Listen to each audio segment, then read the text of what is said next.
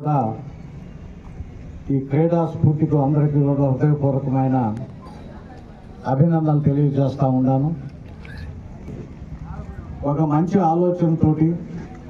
గ్రామీణంలో ఉండే యువతలో ఉన్న ప్రతిభని వెలికి తీయాలని, వీటిని సానబెట్టి దేశ కీర్తిని ప్రతిష్టని ఇనుముడింపజేసే దిశగా నడిపించాలని, రాష్ట్రానికి కూడా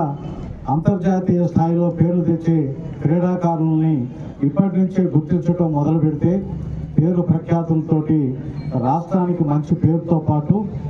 మంచి గుర్తింపు కూడా లభిస్తుందన్న ఆలోచనతో ఈ కార్యక్రమాన్ని